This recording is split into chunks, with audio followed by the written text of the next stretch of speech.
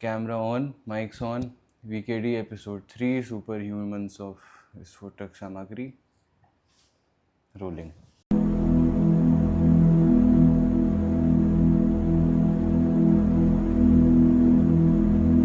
स्वागत है first of first में, मतलब फर्स्ट ऑफ फर्स्ट तो मैं नहीं कहूँगा, लेकिन हाँ तीसरा एपिसोड ये वैसे विस्फोटक की दुनिया का है जहाँ पे हम उन कुछ खास लोगों से बात करने की कोशिश करते हैं जो लाइफ में इम्पैक्ट बना रहे हैं। कई बार मेरी लाइफ में, कई बार हमारे जो 307 सब्सक्राइबर्स हैं उनकी लाइफ में तो इसका कंसेप्ट कुछ ऐसे ही है। देखिए, आपके लिए चाय और वो सब रखा गया है। दीपक साहब हमारे कॉफ़ी नहीं पीते हैं तो इनके लिए जूस का खर्चा दिया गया था। चैनल अभी मोनेटाइज्ड नहीं है तो ये एक रुपये जेब से जा रहा है।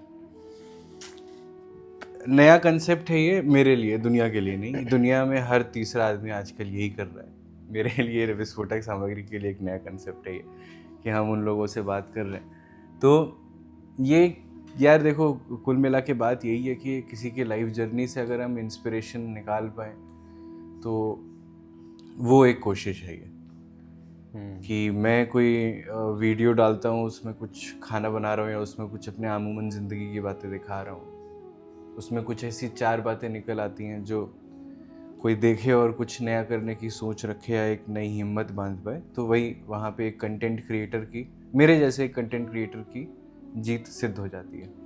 तो विस्फोटक की दुनिया उसी के ही बात में है। और जितने भी लोग हमारे साथ जुड़े हुए हैं, ये छोटा सा इंट्रोडक्शन हो गया कि हम ये क्यों कर रहे हैं, हम क्या कर रहे हैं, ये आप लोगों को मालूम ही होगा। और हम किसके साथ कर रहे हैं इसका एक छोटा सा इंट्रोडक्शन और दे देता हूँ। हमारे साथ जो साहब बैठे हैं उनका नाम है दीपक चौहान साहब। ये अलीगढ़ के रहने वाले हैं। हाथा गांव पड़ता है अलीगढ़ में, साथा गांव पड़ता है अलीगढ़ में।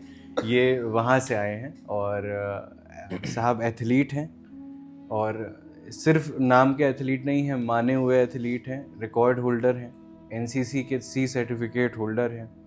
साहब ने चल चल के अपने गांव में रेसिंग ट्रैक बनाया है। बहुत सारी कहानियां हैं, इंस्पिरेशन के पिटारे हैं ये। मैं 2 साल से इनके साथ जुड़ा हुआ हूँ। हम लोग की किस्मत की बात है कि हम एक ही ऑफिस में काम करते थे, एक ही टीम में काम करते थे। तो अमूमन ज़िंदगी में बहादुरी के किस्से अपनी आंखों से देखे हैं मैंने। बहादुरी हर वक्त ये नहीं होती है कि चलते हुए जलती ट्रेन से आदमी को बचा लिया। बहादुरी ये भी होता है कि अपने बात के लिए आदमी खड़ा हो, दूसरों के लिए आदमी खड़ा हो। और बहादुरी इसमें भी है कि अमूमन जीवन में डेली इंसान शो अप करता है और जीत के वापस घर लौटता है।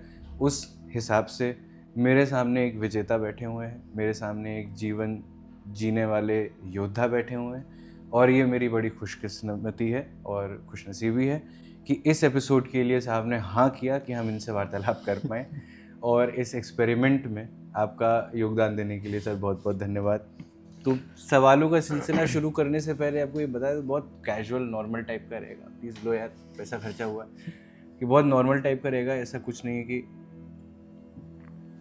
सन 1992 में 5 बजे आप कहाँ थे ऐसी कोई बात नहीं होगी। तो विस्फोटक की दुनिया का क्या महत्व है आपके लाइफ में? मुझे क्या ही होगा, अभी तो ब्रांड बन रहा है, बट फिर भी विस्फोटक नाम से ही एक अजीब जैसे जैसे मैंने ये नाम सुना, स्टार्टिंग में तो लगा कि एकदम जैसे कुछ नया, एकदम तरोताज़ा होता है ना जीवन और ज़िंदगी में। तो विस्फोटक नाम सुन के ऐसा लगता है कि बस कुछ हो गया, अचानक से कुछ हो गया।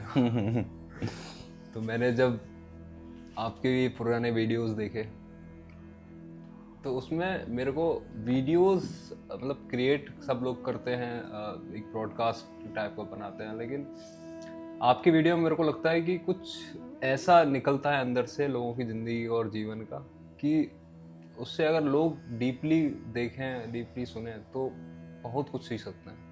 बहुत कम लोग डीपली सुनते हैं। हाँ। आजकल हो भी रहा है। But thank you.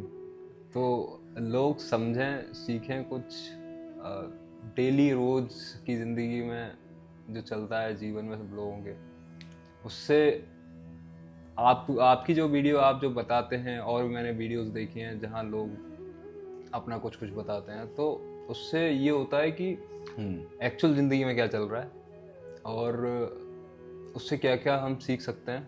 तो उस तरह के हमें कुछ पॉइंट्स मिलते हैं जिससे जीवन का हो सकता है कनेक्ट कर लेते हैं लोग। हाँ। ऐसी कुछ बात पापा ने बोली थी जब उनसे इंट्रोडक्शन करवाया था हम लोगों ने इसका, तो उन्होंने भी बोला कि विस्फोटक सामग्री या विस्फोटक की दुनिया नाम सुन के ऐसा लगता है कि ये कोई नया स्टार्टअप है या ऐसा कुछ है, कोई ऐसा मीडिया हाउस है या फिर तो कुछ तो बदमाशियों का ग्रुप है। तो इसके सिलसिले में विस्फोटक सामग्री तो बहुत बड़ा टॉपिक हो जाएगा। तो बात को आगे बढ़ाते हैं, बिगिनिंग पे जाते हैं। तो साथा में एक छोटा सा घर, छोटा नहीं, पहले बहुत बड़ा घर था जहाँ तक मुझे पता है, तो हम उतने बिगनिंग में जाएंगे। साथा में एक बहुत बड़ा सा घर, एक जॉइंट फैमिली में एक लड़का रहता है जो भागने में दौड़ने में बहुत अव्वल है, जो गांव भर की बदमाशियां जो है अपने सर पे लेके भागता है। और फिर वहां से लेके थोड़ा एक छोटा घर आया, उसके बाद जो है फिर आप एथलेटिक्स में आ गए, फिर आप दिल्ली में मचा रहे हैं। थोड़ा सा मुझे संक्षेप में ये समझ आइए, वापस साथा ले चलिए और वहां से शुरुआत करते हैं इस चीज़ की। तो साथा जब साथा बना तो बेसिकली वो साथा नहीं था। वहाँ पे मोमडन की एक बस्ती होती थी। तो जिस टाइम पे वो साथा बना तो उस टाइम पे दबंग थे हमारे जो बुजुर्ग थे, उन्होंने ज़बरदस्ती हटाया साथा को। अच्छा ओके। तो उन दबंगों के बीच बीच में कुछ कुछ बुजुर्ग निकले, तो उनका एक पूरा एक परिवार बना। तो हमारा जो परिवार था वो सरपंच टाइप का था। समझ गया। तो पूरा साथा उसमें कवर होता था, मतलब पैक के लीडर्स टाइप के थे। हाँ ठीक है। तो हमारा आज भी अगर देखें हम साथा को बने 100-150 साल हो गए होंगे तब की वो कहानी है। 100 साल तो ऑलमोस्ट हो ही गए होंगे। तो उसमें आज उस वहाँ से लेके और आज तक भी हमारा जो परिवार है, हमारा जो खानदान है, वो जितने भी लोग हैं सबसे बड़ा है। तो अब तो वो चीज़ नहीं रही, लेकिन आज भी है कुछ। अच्छा। तो साथा में और भी परिवार हैं, और भी मतलब हमारे गांव में ऐसा है कि एक एक नहीं है कि इस परिवार का ही पूरा गांव है, उस परिवार का है। तो जैसे जैसे लोग जुड़ते रहे तो अलग अलग समझ गया, वो एक कम्युनिटी जो बिल्ड होती जाती है वैसी। आज के टाइम पे शायद ही 1-2 जाति होगी जो साथा में नहीं है। हर उसको कुछ कुछ कुछ कुछ है। तो शुरुआत मतलब हुई थी कि सिर्फ ज़्यादातर हिंदू ही रहे होंगे वहाँ पे, और अब पूरा कम्युनिटी है। तो साथा में आज भी अगर कोई प्रोग्राम होता है तो ऐसा नहीं है कि इसका वो है प्रोग्राम तो हम अपने घर में बैठे हैं, उसका प्रोग्राम है तो हम अपने घर में बैठे हैं। सब मिलके आते हैं, एकजुट होते हैं। अगर हिंदुओं का है तो पूरा हिंदू आता है, मोमडन है तो मोमडन के भी सेलिब्रेट करते हैं, लेकिन क्योंकि मेजॉरिटी हाँ समझ गया। तो उस चक्कर में थोड़ा सा रहता है, लेकिन हाँ सब एक मिलजुल कर रहते हैं। तो इसमें आपका बचपन कहाँ फिट होता है? ये तो बड़ी लंबी आपने सालों की कहानी सुना दी। तो ऐसा हुआ कि हमारा जैसे अब पब्लिक बढ़ती है, परिवार बढ़ते हैं, तो फिर वो डिवाइडेशन वाला वो शुरू होता है। तो आज से तकरीबन 30-40 साल पहले वो पार्टीशन हुआ, परिवार अलग हुए। और क्योंकि 40 साल पहले जब हुआ तो मम्मी और पापा लोग बताते हैं कि उधर जब बंटवारा हो रहा था तो ऐसा ना सोना और चांदी वाला, तो वो जो ड्राम्स होते हैं उसमें ऐसे ऐसे बंटवारे हुए थे। ये सोना चांदी ड्रम में थे। तो हमारे आज भी मेरे घर पे एक होता है ना पूरा घर पक्का और एक कच्चा टाइप का एक कोठरा बोलते हैं हमारे हाँ, उधर। वो हम लोग के गोरखपुर में भी है। हाँ। अभी भी। तो आज भी वो है, और उसमें जब उसका स्ट्रक्चर देखेंगे तो जगह जगह ना अभी भी वो बंद कर रखा है। तो छत के ऊपर से वो जो हड़िया टाइप का होता है उससे प्रॉपर वो पैक कर रखा है। तो जब सब एक साथ रहते थे तो वो बहुत बड़ा एक हॉल टाइप का एक कमरा, उसमें ऊपर से अनाज जाता था और वहाँ से नीचे सप्लाई होता था, वो पूरा परिवार उसी से चलता था। वो पूरा कमरा भर दिया जाता भर था दिया अनाज जाता से, था इतना अनाज अनाज से। होता था। हाँ। तो क्योंकि एक ही परिवार थे, इतने लोग, तो उससे चलता था। फिर जब पार्टीशन हुआ तो ज़मीनें और इसमें थोड़ा थोड़ा फिर वो मुटाव होना लग गया सब लोगों में। आज के टाइम पे हम हैं, हमारे चाचा हैं, परिवार है, तो जो पहले होती थी कि भाई वो बात नहीं वो है। आज नहीं है।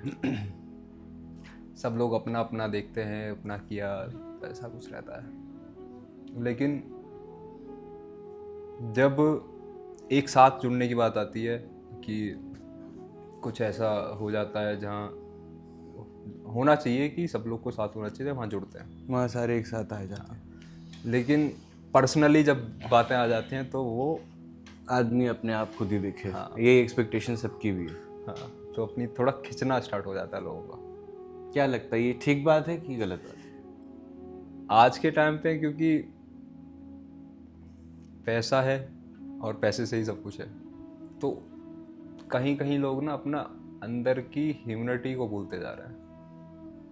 थोड़ा अपने बारे में ज़्यादा, तो अपने मतलब बारे ये में ठीक थोड़ा बात ज़्यादा। नहीं है ना। हाँ, तो ये बहुत तो ठीक बात नहीं है।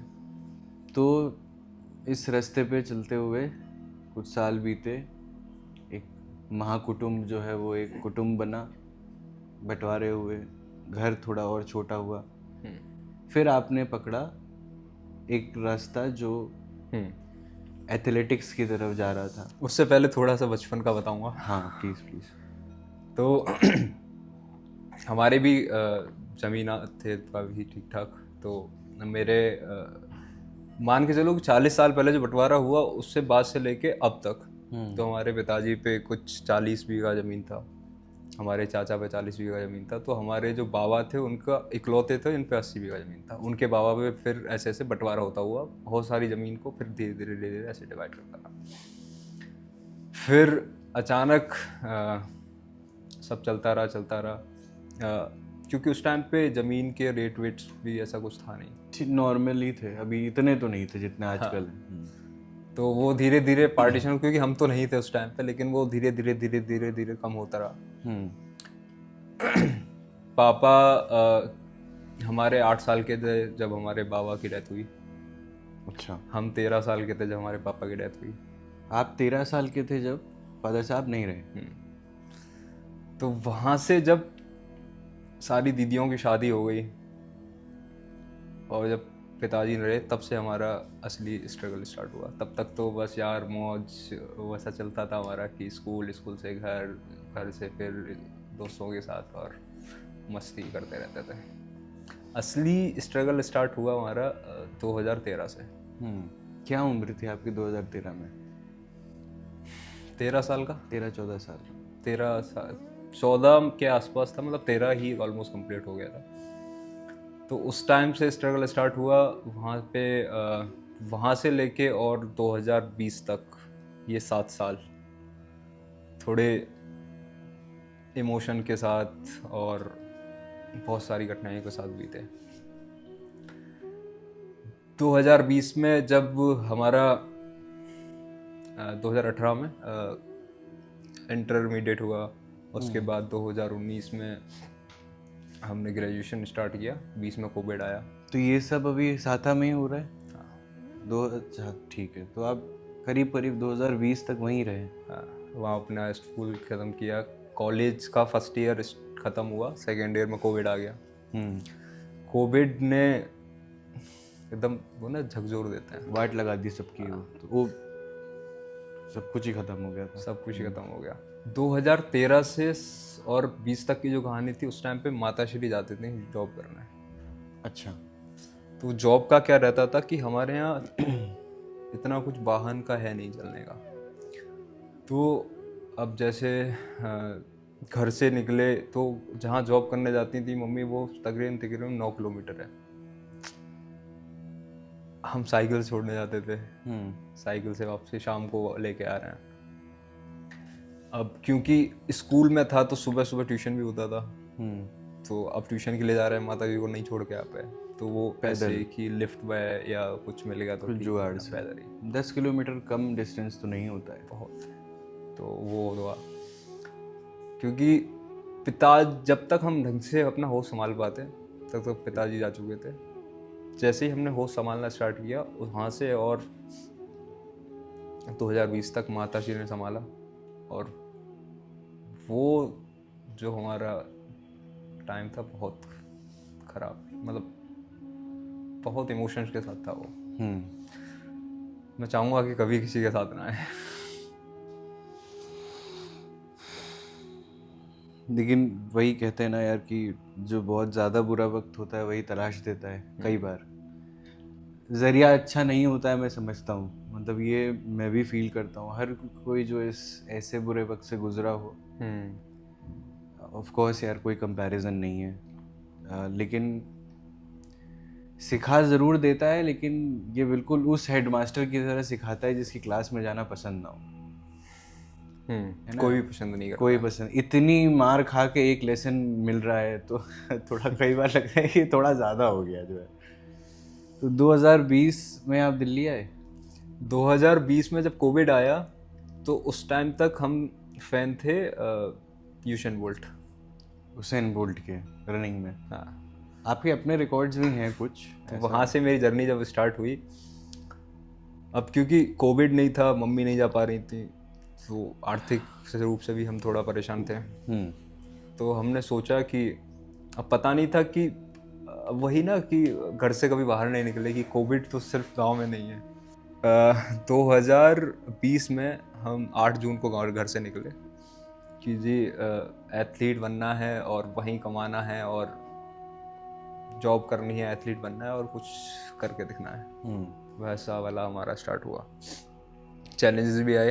तो मेरे दोस्त के रिश्तेदार थे, उनके फूफा जी, उनके साथ हमने प्लान बनाया एक रात, क्योंकि हम सब एक चबूतरे पे बैठे थे सारे दोस्त, कुछ मोहल्ले के भाई थे, तो ऐसे ही डिस्कशन चल रहा था कि कहाँ जाएं, कैसे करें कि कुछ हो जाए। ये गांव पे ही चबूतरे में? गांव के चबूतरे पे बैठ के बातें चल रही हैं। तो मेरा दोस्त कहता है, मयंक कल फूफा जी जा रहे हैं मेरे और तू चला जा, अगर हो तेरा जाने का मन है तो। पता नहीं कहाँ क्या करना है, उनको नोएडा तक आना था, मेरे को गुड़गांव जाना है। नोएडा से गुड़गांव कैसे जाना है पता नहीं, और कोविड में लॉकडाउन हो रखा है। अरे अरे अरे बाप रे बाप। उनकी गाड़ी में बैठ के नोएडा आ गए, एक रात स्टे किया। सुबह जैसे तैसे एक कैब मिली, वहाँ से जहाँ चेकिंग हो रही थी उसने वहाँ तक छोड़ा। काफ़ी दूर पैदल चले। अब पता नहीं क्या क्या चल रहा था उस टाइम पे, लेकिन उल्टा सीधा कुछ ना कुछ कर करके लेफ्ट ले ये वो गुड़गांव पहुँच गए। गुड़गांव में दीदी रहती है मेरी। गुड़गांव पहुँचे तो 1-2 दिन वहाँ सोचा समझा, फ़ोन पे चेक किया कहाँ ग्राउंड है, कैसे क्या। तो दीदी के घर से और तकरीबन 300-350 की मीटर की दूरी पे ही ताऊ देवीलाल स्टेडियम गुड़गांव वो था। गए कोविड के दौरान, मनोहर लाल खट्टर जी आए हुए थे, तो शाम को ऐसे टहलने निकल गए। तो उस टाइम पे या तो वो समझ लो कि एक गेट खुला मिल गया हमको, और बिना किसी को कुछ कहे और अंदर घुस गए स्टेडियम में। उस टाइम पे कुछ प्रोग्राम चल रहा था, हमने कुछ नहीं देखा, हम सीधे गए लाल ट्रैक दौड़ना शुरू। का भाई कोई और प्रोग्राम चल रहा था। हमको उधर हेलीकॉप्टर बीच एथलेटिक्स के ग्राउंड में, जहाँ बीच में पार्क होता है, चारों तरफ वो ट्रैक होता है, बीच ट्रैक पे हेलीकॉप्टर खड़ा है, पुलिस वाले खड़े हैं, बाकी इधर प्रोग्राम चल रहा है। हम सीधे गए और गांव की तरह 4 चक्कर, क्योंकि पहला स्लैब जो राउंड होता है उनका वो 400 मीटर का होता है, फिर ऐसे हमने लास्ट वाले में बंदूक लेके खड़े रहते हैं लोग। उसी में दौड़ गए तुम। अब जूते पहने हुए थे, हाफ निक्कर था, और लगा दिए 4 चक्कर। उन्हें भी लगा होगा कि कोई एथलीट ही है, सही लोग आते हैं प्रैक्टिस करने, ना हमारे पास कोई आई कार्ड ना कुछ, लगे हैं 4 चक्कर। 4 चक्कर के बाद थोड़ी एक्सरसाइज की, वो गांव वाली पुशअप और डिप्स लगाया। तो वहाँ पे एक राम निवास कोच थे। अच्छा। उनका एक बड़ी अच्छी चीज़ लगती थी मेरे को कि वो छुट्टी हो चाहे कोई भी त्योहार हो वो आते थे। तो उनकी जो नियम थे उनके हिसाब से वो उन्हें कोई भी मतलब नहीं, मनोहर खट्टर साहब आए हैं, वो अपना चिल बैठ के, और जहाँ हडल होता है एक, वहाँ पानी भर दिया जाता है, एथलीट उससे पार करते हैं, वहाँ पर बैठे हैं, फ़ोन में लग रहे हैं। मैं ऐसे राउंड करके एक्सरसाइज स्टार्ट की मैंने बीच उस पर, तो पता नहीं का सिंथेटिक का था, तो एक्सरसाइज के लिए एक अलग पोर्शन होता है। हम बीच ट्रैक पे ही शुरू हो गए। उन्होंने देखा, बुलाया, इधर आओ, कहाँ खड़े हो? गांव से निकले थे, हमने बोला पैरों पे। कहाँ खड़े हो? पैरों पे। पैरों पे। ऐसे देखा, मुस्कुराए, अरे ठीक है सुबह आ जाना। हम 3:50 पे पहुंच गए और खड़े हैं गेट पे, इंतजार कर रहे हैं सर का। 1 घंटा 50 मिनट वेट किया, तब सर आए 5 बजे। हाँ, तकरीबन इतने आसपास ही आए थे। इंस्टेंट ऐसा था कि गार्ड पूछे कि क्यों आए हो और इतना जल्दी क्यों आए हो। पहला मन किया कि दीवार कूद के चले जाएं, सीधे ग्राउंड में मिलेंगे सर से, फिर उन्होंने सोचा सही नहीं है। फिर वहाँ से स्टार्ट हुआ, सर आए, उनके पास कुछ सुजुकी की रिट्स करके आती है, रिट्स गाड़ी आती थी, हाँ, वो थी। अब चश्मा, काला चश्मा, सुबह सुबह कोई लगा के आए तो है तो सही, गवर्नमेंट कोच थे। उन्होंने मेरे को देखा ऐसे और एक हाथ निकाला खिड़की से, और सर की गाड़ी आगे आगे चल रही है, हम पीछे पीछे भाग रहे हैं। जहाँ पार्किंग होती, पार्किंग में भागे, निकले, क्या हो गया, क्यों भाग रहा है? तो सर आपने बोला। अब क्योंकि सिर्फ एथलीट से काम नहीं चलना था, तो कुछ आमदनी जरूरी थी। आमदनी जरूरी थी। कुछ टाइम गुजरा, 2-4 दिन 10 दिन हुए। वहाँ से सेक्टर 33 गुड़गांव में, होंडा चौक, तकरीबन 3.5-4 किलोमीटर दूर है। वहाँ एक जॉब लगाई हमने सिक्योरिटी गार्ड की, क्योंकि कोविड चल रहा था। वैसे सिक्योरिटी गार्ड की नौकरी होती है सुबह 8 से लेके और शाम को 8 बजे तक, लेकिन ये नाइट शिफ्ट थी जो कोविड चल रहा था। तो जो एम्प्लॉइज थे वहाँ पे, कुछ सैंपल्स आते थे कपड़े के, और DHL से वो जगह जगह जाते थे। तो लोग 10 बजे आते थे और 5-5:15 तक निकल जाते थे। वहाँ एक बॉन्डिंग बनाई अंकल से कि अगर कोई सैंपल आए तो आप देख लेना, मेरे को ग्राउंड जाना है। जुगाड़ सेट किया। सुबह 4:30 बजे ग्राउंड जाते थे डेली, 8-8:15 से निकलते थे वहाँ से, पूरा प्रैक्टिस करके, झोला टांगा, और सिक्योरिटी की ड्रेस में कोई टाइम नहीं मिलता था, सिक्योरिटी की ड्रेस पहनी और पैदल पैदल जा रहे हैं। ये कितने दिन चला ये सिक्योरिटी वाला जो जॉब था? 1.5 महीने। 1.5 महीने सिक्योरिटी का भी जॉब किया। उसके बाद सिक्योरिटी की ऐसा था कि सुबह जा रहे हैं, शाम को वहाँ से भाग के आ रहे हैं, और सिक्योरिटी के कपड़ों में ही पूरे एकदम गीले हो जाते थे भाई। आए, चेंज किया, और चेंज हम करते थे जहाँ वॉशरूम होता है ग्राउंड का, वहाँ पे चेंज किया, और तुरंत फिर अपने शाम की प्रैक्टिस। ये चलता रहा कुछ दिन। उसके बाद तबीयत थोड़ी सी डाउन हुई, 2-4 दिन 5 दिन सिक्योरिटी गार्ड की जॉब चली गई, मतलब छोड़ ही दी, क्योंकि उनको भी थोड़ा समझ में आ गया था कंपनी वालों की कि टाइम नहीं दे पा रहे हैं। फिर कुछ दिन बीते, सेवरे सर हमको मिले। उन्होंने कुछ ऐसा शिफ्टिंग किया कि 10 घंटे की जॉब 6 घंटे में किया, कि तू सुबह 10 बजे आ और 4 बजे चला जा, सुबह की जॉब कर, शाम की जॉब, सुबह की प्रैक्टिस कर, शाम की प्रैक्टिस कर। वो चला, वो भी सेक्टर 33 के आसपास ही था, एक अमेज़न का ऑपरेशन। वहाँ से जर्नी स्टार्ट हुई, तकरीबन 1.5 महीने की। 1.5 महीने बाद बॉडी ने हमारा साथ छोड़ दिया। सुबह प्रैक्टिस चल रही है, दबा के पूरे दिन अमेज़न के ऑपरेशन में खड़ा, वहाँ बैठने का भी इतना कुछ नहीं होता था, पैकेट्स निकाले और डिलीवरी एसोसिएट का वो ट्रैकिंग चल रही है। इस दौरान मैं पीजी में था, दीदी का घर भी छोड़ दिया था जब मैं अमेज़न में गया। वहाँ हम क्योंकि जो भूख होती है ना एथलीट की, तो वो इस तरह से होती है कि बस कुछ भी हो दे दो भाई खाने के लिए, क्योंकि इतना वो आमदनी थी नहीं कि तो आप प्रोटीन ले आओ और एनर्जी एक बार में सारी चली जाती है हाँ। दौड़ने में। पीजी में, क्योंकि पीजी वाला भी देखता रहता है, 12-12 13-13 रोटियां खाते थे जो रात की रोटियां बच जाती थी वो सारी एक साथ। वो रात की रोटी अपने पास रखते थे, और वहाँ से आने सुबह की रनिंग करने के बाद वो रोटियां खा के और सीधे ऑफिस, और अंडे की ऑमलेट बना के उसको गुड़ के साथ लेके जाते थे लंच में। वो लंच करते और वापसी फिर शाम को। वो इतना प्रोटीन नहीं मिल रहा, वो इतना खाना नहीं मिल रहा था, तो हमको एक दिन 1-1.5 महीने के आसपास की बात है ग्राउंड में ही फीवर आ गया। अब फीवर ऐसा कि रनिंग कर ली, उसके बाद फीवर आया।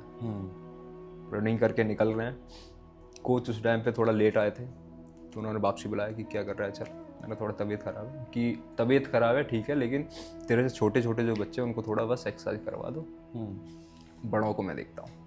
तो क्योंकि टीचर के साथ भी बॉन्डिंग हो गई थी हमारे कोच के साथ, तो वो हम करा रहे हैं एक्सरसाइज कराने पे भी एकदम शरीर टूट रहा है, लेकिन करा के हम पैदल पैदल पैदल पैदल डॉक्टर के पास गए। उस दौरान डॉक्टर ने चेक किया तो कुछ 103-104 फीवर था।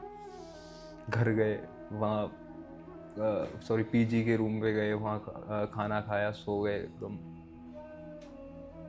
3 से 4 दिन की बात होगी, उसमें एडमिट हो गए। प्लेटलेट 17,000 रह गई और फिर भर्ती होने के बाद 19 दिन में मेरा 19 तारीख को मैं बीमार हुआ था अक्टूबर में, और 28 तक ये सिलसिला चला। 9 दिन में मेरा 8 से 10 किलो वेट भी कम हो गया। अब एथलीट के लिए वो रिकवरी तकरीबन 2-3 महीने की होती है। मम्मी आई, परेशान हुई बैक टू साथा, वापस गांव चले गए। ये 2021 के बाद? ये थी 2020 दिसंबर। हाँ, ऑलमोस्ट वही। जून से स्टार्ट हुआ और दिसंबर में वापसी कर। तो जॉब छोड़ दी फिर आपने? हाँ, वापस चले गए। वापसी कर। फिर सिलसिला स्टार्ट हुआ, थोड़ा रिकवर किया, और सेवरे सर से बात की कि कुछ, तो उन्होंने मेरे को करोल बाग भेजा। करोल बाग गए, वहाँ स्नैपडील की जॉब की।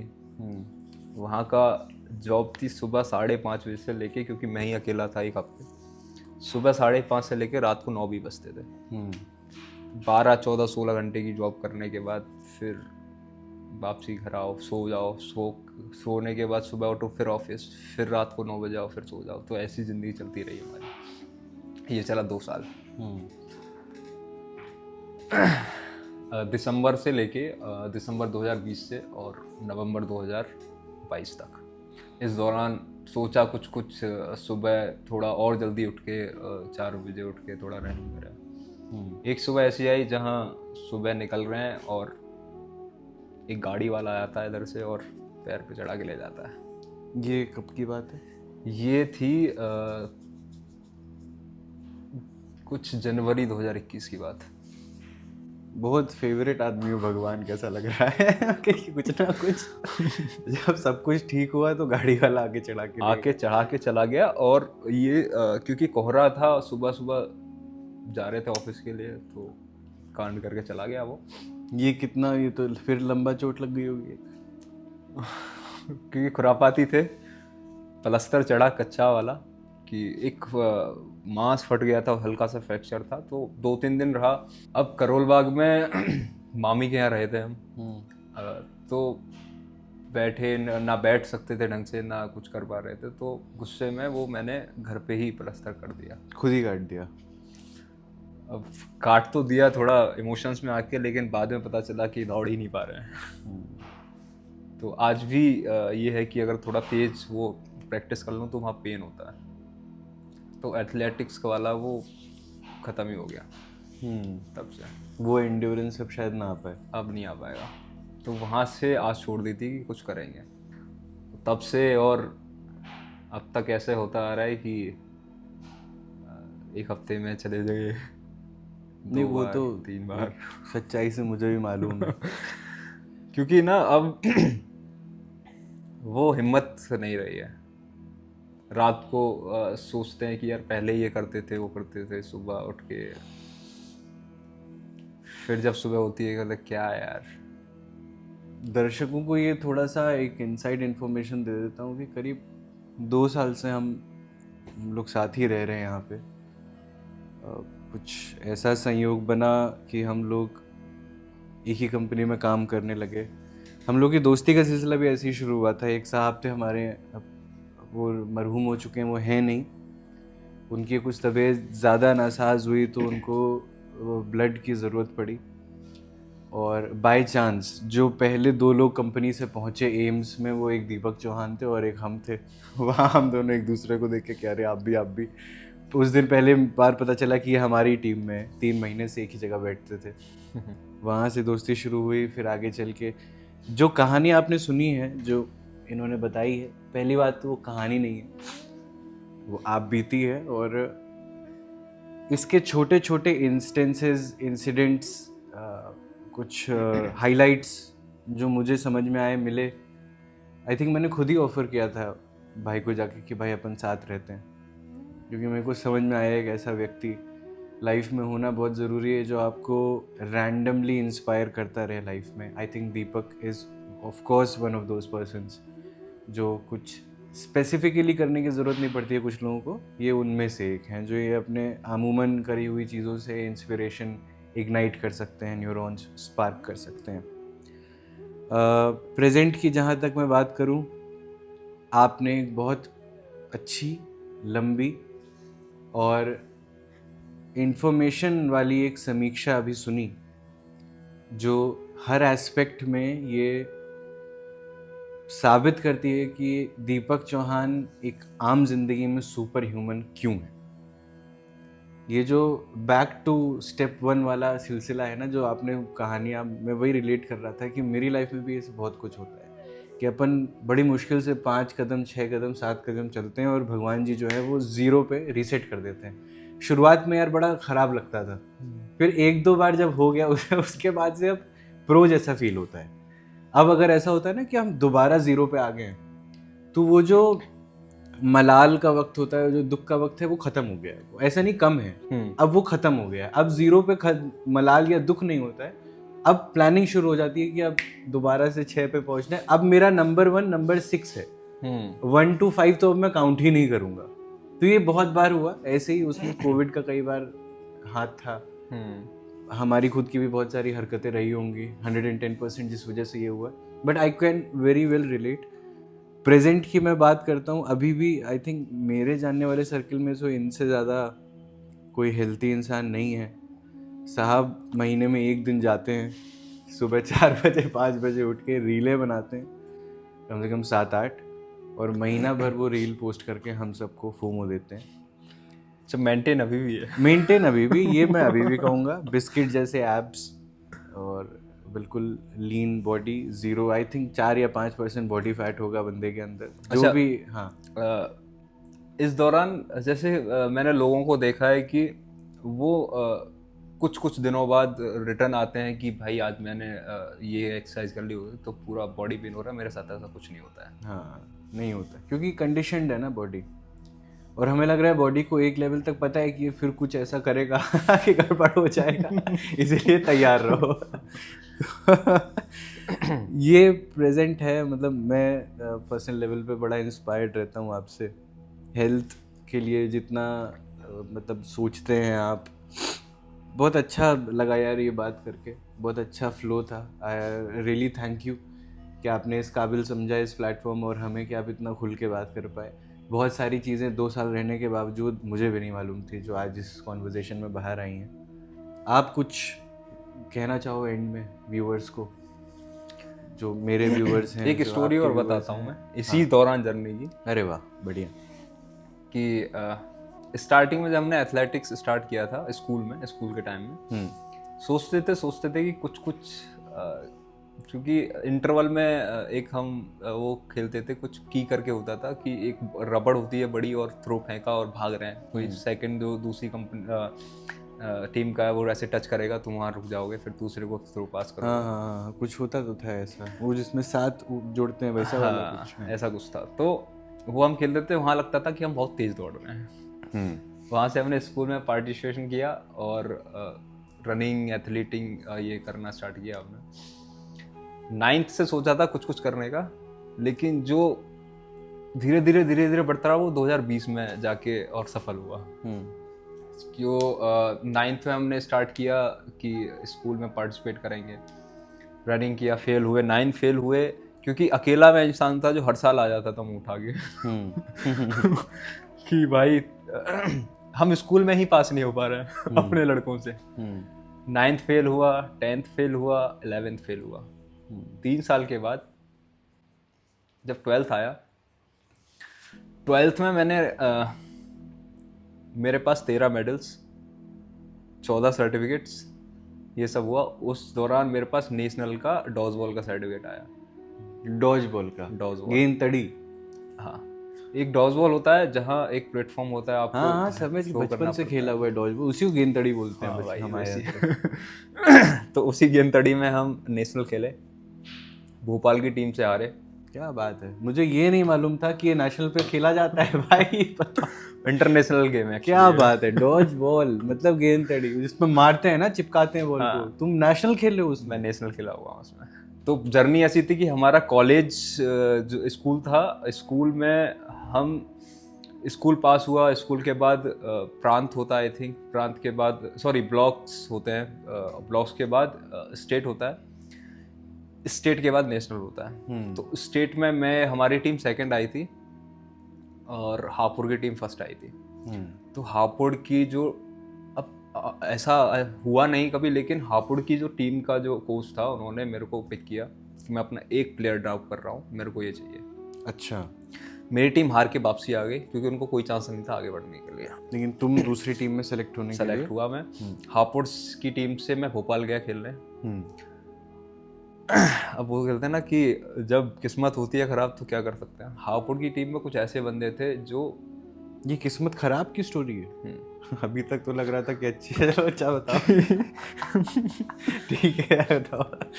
एक चांस तो मिला था हापुड़ की टीम के कोच ने दिया। वही मैं सोच रहा था कि ये तो अच्छी बात है ना कि तुम गए, तुम्हें दूसरी टीम के कोच ने सेलेक्ट भी कर लिया, फिर आगे?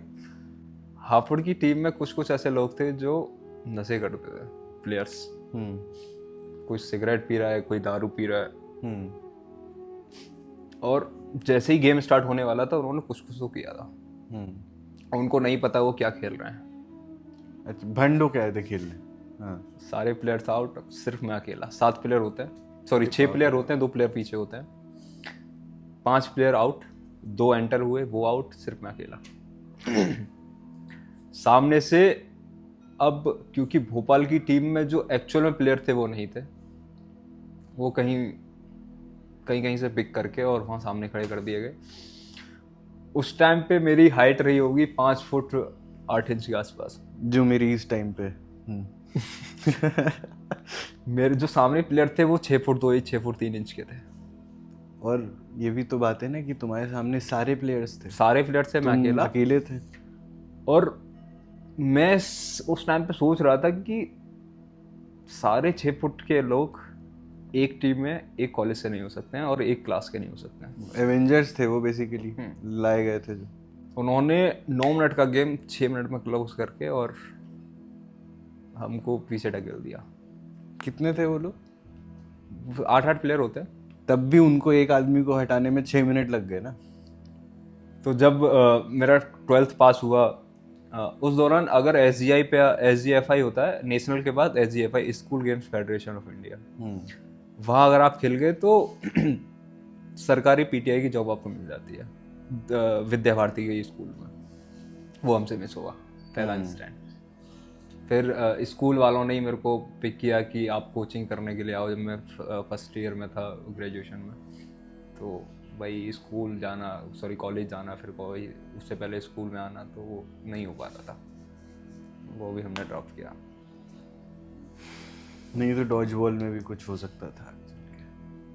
चलिए, किस्मत ने कुछ दिया हमें करने के लिए, लेकिन होता है ना फट से 0 पे आ जाओ। चलो एफर्ट्स तो हर बार लगाए ही ना तुमने, इसीलिए शायद बार बार किस्मत मौका देती रहती है। मैं तो ये मानता हूँ हाँ जो ऐसे लोग हैं या फिर जो ऐसे लोग हैं जो अपने लाइफ में ये फील कर रहे हैं कि बार बार यार दोबारा ज़ीरो पे आ गए, दोबारा ज़ीरो पे आ गए, उसमें एक एस्पेक्ट ये भी है जो हमें भूलना नहीं चाहिए कि दोबारा ज़ीरो पे आना मतलब एक मौका दोबारा मिलना। ये हर किसी को नहीं मिल रहा है। कोई 3 या 4 पे सेट हो गया, क्या पता चाहती हो किस्मत कि हम 100 पे पहुंचे। बहुत ज़्यादा पॉजिटिव हो गया ये, लेकिन इसके अलावा और कोई परसेप्शन रखना ठीक नहीं है इस मामले में। काफ़ी अच्छा यार, इस हार्ट टू हार्ट के लिए बहुत बहुत धन्यवाद। आई एम प्रेटी श्योर कि ये वीडियो 100 लोग भी देखेंगे तो 100 में से कम 50 लोग इंस्पायर होंगे। हो सकता है और लोग आगे आएँ और लोग बात करना चाहें। तो ये था विस्फोटक की दुनिया का तीसरा एपिसोड सुपर ह्यूमन दीपक चौहान जी के साथ। आपने सुनी सारी बातें। हम ऐसी कहानियाँ और लाने की कोशिश करेंगे। आप किसी ऐसे को जानते हो जिनके साथ आप चाहें कि हम बात करें तो पहले मेरी दोस्ती करवा दीजिए उनसे, क्योंकि वो ज़्यादा ज़रूरी है। हम उनसे भी बात करना पसंद करेंगे। आगे चल के कुछ बदलाव इस चैनल में आपको नज़र आने लगेंगे। ये पहला चरण है उस बदलाव का। और देखते हैं, अभी दीपक से बातें ख़त्म नहीं हुई। अभी तो मुझे लगता है बहुत सारे एपिसोड भर की बातें मैं चाहूँगा कि बची होंगी। इसका पार्ट 2 जब बनेगा तो उस टाइम पे हम हाँ बिल्कुल, चाहे इसके लिए लखनऊ आना पड़े। इसका एक पार्ट 2 बनाएंगे ज़रूर। बिल्कुल, बहुत अच्छा आइडिया है ये। इसका एक पार्ट 2 बनाएं, उसके लिए आपको लखनऊ आना ही पड़ेगा और हम तो लखनऊ में ही होंगे उस वक्त। और जिस तरीके का ट्रेजेक्ट्री है, मुझे 110% यकीन है बहुत सारी कहानियाँ उस पार्ट 2 के लिए भी होंगी। और यहाँ से जो वो होगा उसमें भी कुछ कुछ रहेगा। हाँ बिल्कुल बिल्कुल। तो इसी मोड़ पे आके इस एपिसोड का एंड करते हैं। अच्छा लग रहा है बात करने में तो शायद इसीलिए एंड प्रोलॉन्ग हो जा रहा है, लेकिन अगले एपिसोड के लिए ज़रूरी है कि यहाँ पे एक कॉमा लगाया जाए। फुल स्टॉप की तो साहब हम बात ही नहीं करते हैं अपने लाइफ में।